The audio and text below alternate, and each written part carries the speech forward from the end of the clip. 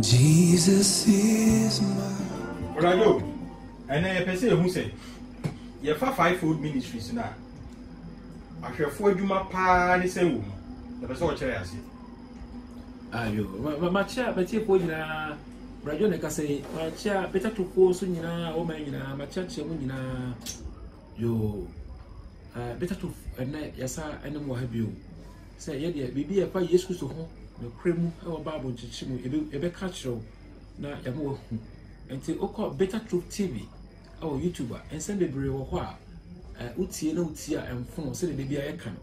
Na face ye wo de so bi ye wo platform ahodo so. Obi o pese ohun kwaje samo nko a na ehia wo ho o he platform so a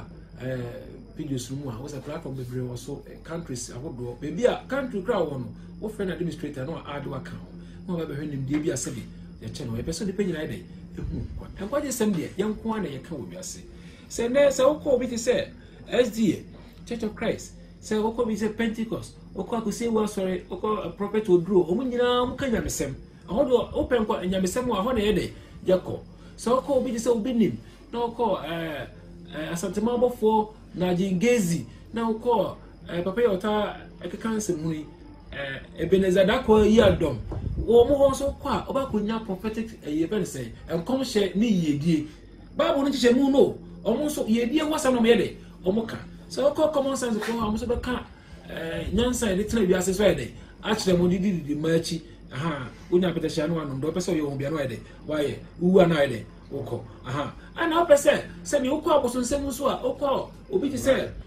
agrada mu ho konfo ye bi mu ajagraja mu ne na se fo so ho so kwa obenya akonfo sem ni de aboso nsem ede etie bra yenkum ne ntwe mfa nya nkwa ma onye de enni aha ne so betie but so pe nkwaje sem de ye so ba Better Truth pe ne kan nkwaje sem obi ene o ka bi Matthew 5, 6 and 7 awon nipa nkwan de esen so wa ma Better Truth a wonya nkwan ye de enye ye because won te ho asem kra nti wodi nyamesem na be de e be trans na wo tie de wo be ka nyina so nkwaje sem bia no betima de aka wo be call na kusi we repent receive Jesus and won ka repent nye bibia na mu cheche mu na wo mu so bi bo wanye de e mo ne bi no san repent ni mu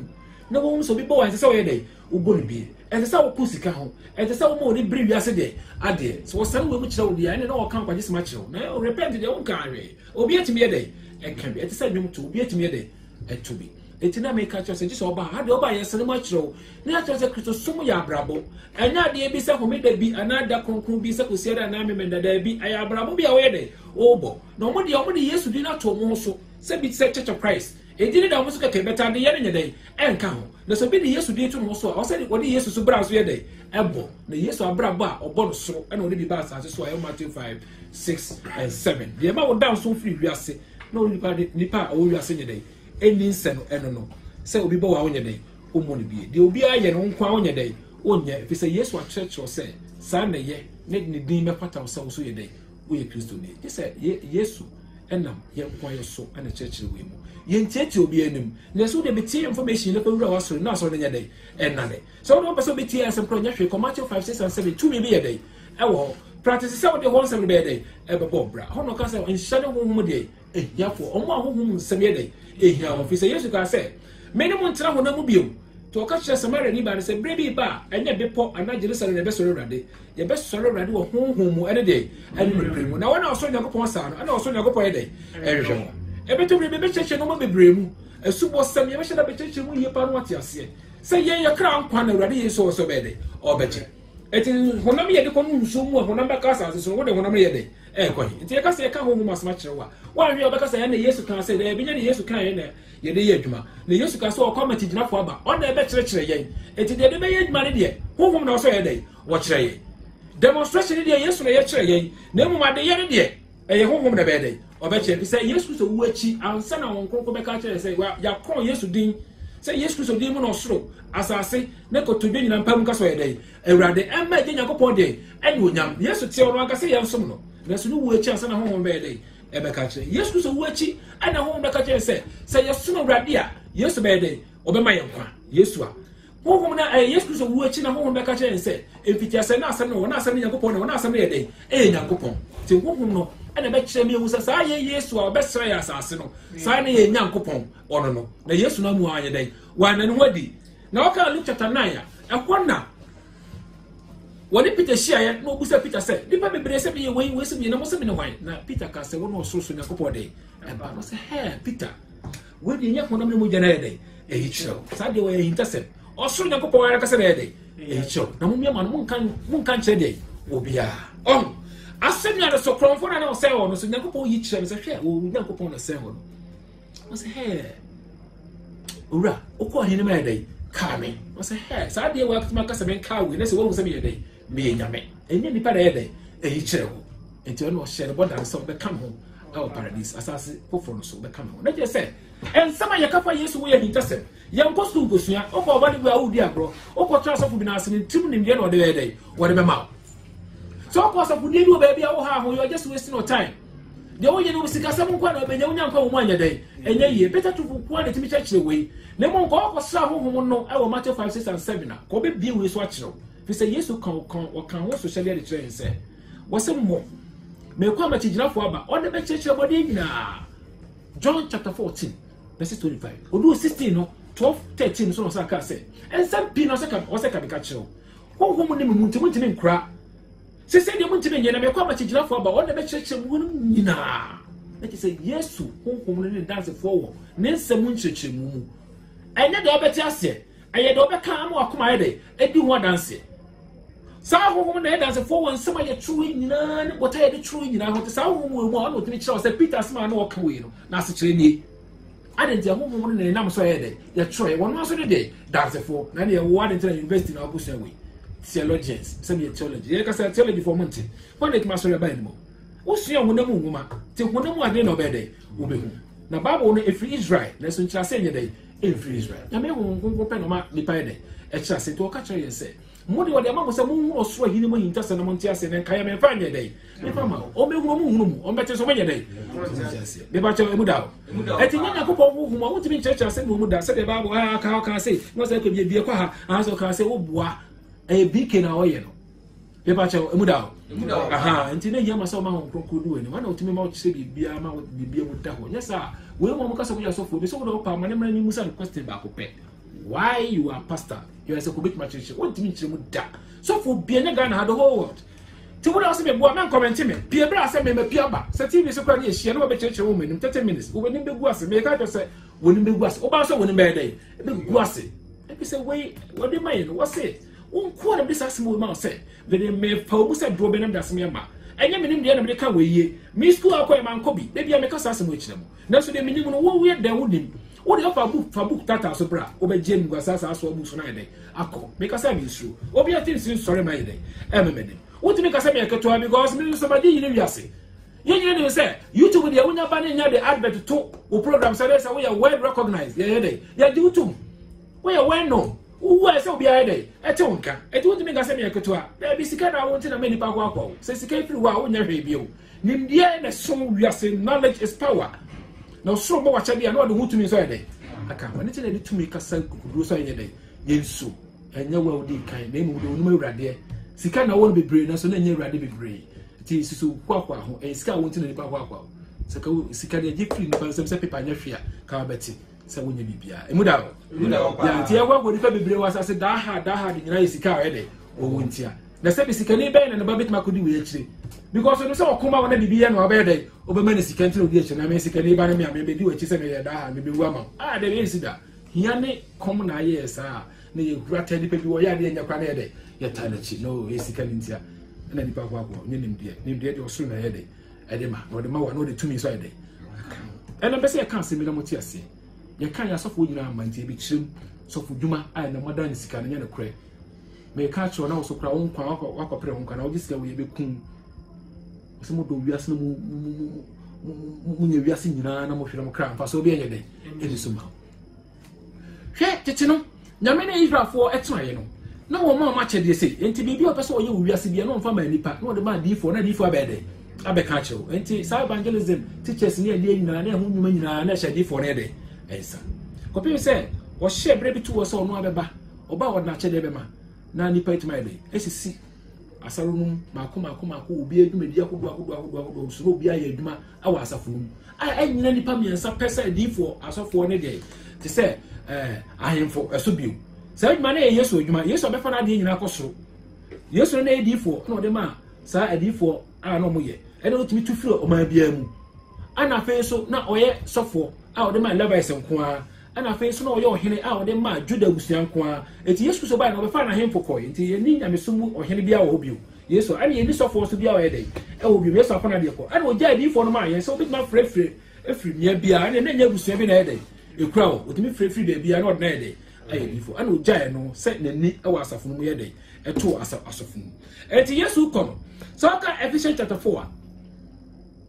wose okono wodi nomuma ofa no koy ana ode achede yede amaye enti achede no wodi ma asafo no nyina obi wudumadi bi obetuma yede abo awrade ewa asoro no owie na oye se de pedua aye baako na so ewa kwa bebre no saa na asafo no so betie se beye asafo baako beti dwumadi akodo bebre no be den obi a wone de na se o se dipa de na o se nyetire etre no kan ho se mo Ephesians chapter 4 verses 8 ho ba na o chire se mama bi no ma yadifo asampakafo achechefo adifo ana de ahwefo achede o de ma ye no sa we nyetire a eso nipa na sa tire mu na normal importance no bi wo etire hu a edi adanse se de Yesu kan na ye dey eye no kre na no achire no ye wani before ye wonya sankafo ye won komshefo ye wo wonu nyina so ye dey awa asoro no mu ne ye wadoyefo ono mu ye nsiye so wo japade ni otimi de che ye wa hogoyefo wom ane wo te se dwumadi akodo nyina te se de pedue tire firi ha ye wa kwa hodo bebre bia so di nyima ye dey eye important na so nyina chine woti etire no kan se sa lipa numi na bi se 54 ministry no che se achede num achede nkrope na bra da bi edoso obi a wo do ye na de esombo a eya asafo ti ayi hu a ye recommend se mo ka asafo ti mo na mo dwena ma asafo no ene etire no eno ma num na wo tire ho ano ehwene ani ason ana adwena ye de ede tire no ade important wo tire ho ano etire nwi enya hwe abodwe enya hwe afono enya hwe na mo bi ehia wo hwena ehome from ama wano a ene duane hyema ye de akoyem wani a wo hu ade wason de ti asem ana fa wo tire a wo ye de adwena ye de wo de dwene eno ma num enti ano aye evangelist ene pa bu ka wurade asem ehwene ye teacher ene sante bibi hu se we ehwam we bon we enya sante nya papa ene esamfo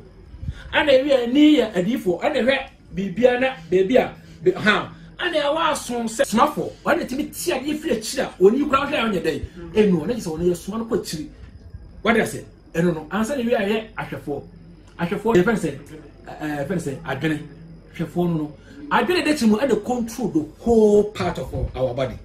and the hwe so nyina and na se prebi ba wona ha na eya wona hwe adwene ti se dey bi munantina dey ate enti mo koya dey ama no enti adwene ne hwefo on wo hwe se obi a wo beto no se wo dware kran no a wo ni pedua kran kan fa so obi eni so no en na ni pedua nyina adwene ko se dey bi ko wo ho na wa wo tui wo ni so wo kro bebre na so nya hwe ma wo anti eno kran na sebe fun kran na ewe ho na so adwen kire se en na munye dai mo hwere nti bebi a betechima no na adwen kire se munye dai mo nkoboa eti adwen adwen de edwuma no so de beto coaches ho a football ho se coach ball wo mobi but when the to hotifo ye ma osoma dwuma wo wa le nta ko ba ma ka ese se ko pose da bi wo frifa wo be ba ha sei wo mobi but when the to mu sa nti so fo dwuma nie we no so ye be be dai ye be mu wa mo awo apanfofo breso te hwefo na ye be fawo adentia so be evangelist a o pe mo ka ready as say papa we evangelist so be a teacher me chire obi em say papa we teacher the way o chire nsem ke say we dey we teacher so be a prophet so I can't send this Donald Trump ye betu na ye tu no and just why dey we a prophet apart from to say be to say prediction there no ana obi a smart for obi a otimi kan Yesu mu asem na otimi wo brese ka se kwadwo so ka urade asem otimi ko konkan obekọ kono beko obedey obekọ no onso ye dey we smart for on transfer from de bi wode nsem ye dey e ko se de na apostles no to say Peter mo Paul mo eye no wonso de ne de no ansa na what about that obi ti say pastor obi ya pastor so ya adwen won so potential be na ewu free no ho a me hu say wo na wo ye teacher no on say adwen na ti ma ensan mienu where left where right etimi ye adwuma bomu a omo nya dey omo nko mi wan so mo hye bia na omo ye na so mo ko but wotimi ye dey eyi so mi no omo nya dey omo nko adwe na dey eyi so san fo baby was funtu frefo dan temfrefo omo free ye ba ko so mo didi na omo ye dey omo ko omo e de se katrama ene esen enya aduane abebe pro so bi nka obi adentia adwene we na dey e control mu ntia aduane na nam so wonu a eno no wa na katrama so demo na si keka boso bi mo enso enya den enka katrama no chese adwene we no ene e control mo nya den omo nkunti ne ka ahwefo nti wo yi ahwefo a oba mu a mo nko omo potential bi wo mu na saa de no mo wa adwene ene akoma so tumi na omo awo huhumu ohu wo timi hu adwene kwa den e do trim nipa adwene timi ne steady obi ehu sa wo ye pabone ni eti adwene timi hu bi hu sa da bi wo ye teacher ni so be kire yade sa adwene wo timi ye sa da bi wo de wo ye evangelist wo be dey be yes evangelism dey work we on ti sa na ahwefo so dwuma te ye ba ye maame no mu a ye maame no ne papa no no timi control busua no ade bi a wo ye da bi wo na so konso wo na so pra ha wo ye oba o da bi akojade be pachati eze be ko sibu na so papa eja no wona etotomo adwene we na ede eye eti se wo bi a potential we wonu mu a wotimi regulate no ma na wonyansa wonimdie mu se ba se nipa mienu ko eko a ne ka chema to mu obo se ne tumi bi ede ewuro mu no mo se na me kura me nua de ntira wasem ede me ne ko sankrofo we ne from pastors eti ewu sa potential we wo mu a ne recommend wo se be ede be di enso se de kanifo se sofo a we ede wo hwe enso eti wo de auto to no ma enya wo de puppet de bia no de puppet aboso de bi evangelist for na auto puppet ena mo kanya ni sanka for no ne mo kwan puppet to de auto de bi next week wo na ba me say mo leti wo na be kire ya di o so for no dwuma de eno no na so ba mo ka say sa gro for no e ka so mo hu no kire chapter 3 a wo se do opehwe dwuma no pɛ pa na mo obi a wo se yense se yenya no ho asem ye de eka na ni so da ho na ohunu kire you have to acquire also usua won't say teacher ni ame ye dua me menhwe we na meka be ba che woda me ka bible say de o ka bible ya betimi ntia say menyam free mu no ye different from ntia say we de unya free mu fi say menya me de me hwe ya na e kire me bi foforo na e de e kire me de na wo teacher ni e so fo no de o so we de ukosua ti say ko ba say ebre bi wo ho na ka o say ka me na be kire me ni hu a na wo timi say na ma ye de aye beti wo timi nya na say de me ye de me ye no say me de e me gift no ana also gift ni beti wo sua me de nti na wo say we de o akwai let's say no church for the day or better say papacho I know what's going question and horror or question and I'll back on myself for baby say ya they say a minimum to make sure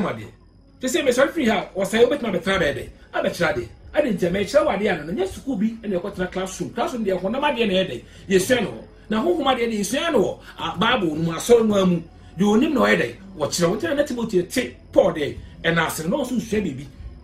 tin school be the baby say ko ko share baby asan day wabeka emu dawo ebi ndi se omo so de kire se ye ma yira free my bisa ebi so kire se bebi omo kire shade na school no mate no ukọ horo ma babu no mo so dance so de babu na wo che no honamu nti na meka se no ye big no so wo tira safo no mu a honhom na ede ebi wa bi ma ede wo ti ase wo sa wo kan Acts chapter 16 verse 13 na Lydia I no ton tam ko abra na pick Paul ede e kasa che wo se babu honhom bi na dwum se onti de Paul ede e kan na je honhom na makwa se asem ne de ewura yes I won't let us know so why the why again Bible wo bo wo church Bible no ka say graphic no what my church ha say o kan say Bible kan say in church mo na wo akola bit ma kan storybooks bi ana so ntia say nya dey this teacher ne here dey e chente won konkran kire wa we kan say graphics what be church man sipo ye ngoma we eye hintayem eda e fe say en church mu ti say abebusemu ene nim disemu ne de church we asena honhom na mwa wa untimi nka da na wa asema kan 2000 over years ago be church mu na obere wa chim enya honhom odi adanse a obere wa chim na odi wa utire simu sa na o church odi agro papa you na bi say ni je betima ba say pastor no so no sa nim die we no ye de adua no ti say ye fa ne say obi ti say Paul if you man no ya apostle if you man no san church ene if you mu kura no so a na Paul esa other gifts become gift be no ebi what dey mami community pedo no we are smart for so onye evangelism work ana pay na teacher for be patriotic say teaching work na nya Paul duma yes we are smart for nko na church duma so ye dey enko eto ne be na obi ni say evangelist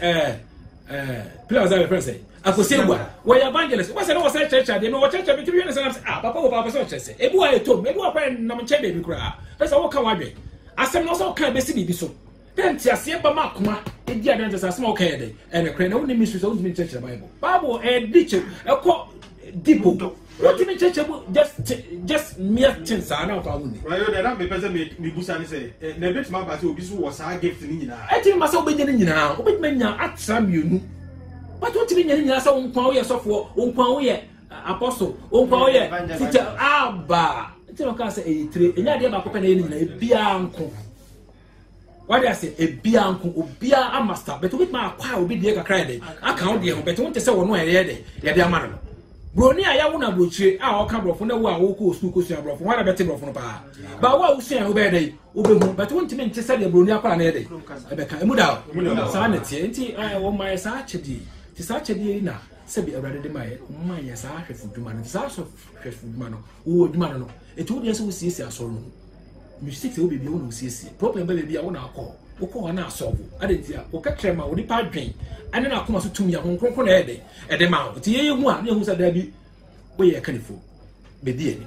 ansa go be di ani so sofo ti nyese me ko school Valley View be ti sofo bi na ase no aba na de kade ka bia ma yese mo ye de ye wo de ni mo ye mama afi o to bi ne de adwunda hyem trim se we ana mo ni be didi to ko na wo ye ni ya be ma wo sika wo anye ni ya wo ma be bre to ba ni ya bre ko be fa so be di wo sika won wo da because we ho a ne ba ho compare de ne ba na so yesu an chayen sa hwe yesu ko ka se bi am se ebe bi wona mo wosre so no Peter ka se komo di won tie ma mo kwa na mo nko no se mo pedwa ni mo mo ne te se ape de eye nsom mo biewu mo na mo be dey mo be som se de first ne som asofo no enti o ma mo ko pedwa ne ye dey e mo mo die ti yesu ko Matthew chapter John chapter 21 verse 17 wasi Peter ntu do me wasi radu no se me do emprensa so wasi radu unim se me do wasi so do me dia je me nwai na so wo ye nwai dia wo na odi nwai be dey e be ko die no ma mo nsu anom no ma wapa mo be bia dey e do mo tiato na se wo na we kanifo me pa chemu da se be do ne ma ba awrade ho Matthew chapter 20 asem na meke se opese kan baba ko tan nipa na ba ko so tan bonkum eda na hiniemu no so da bi minu kwai na awrade siesie mo wo na wo de be dey na kuwa men ma no be no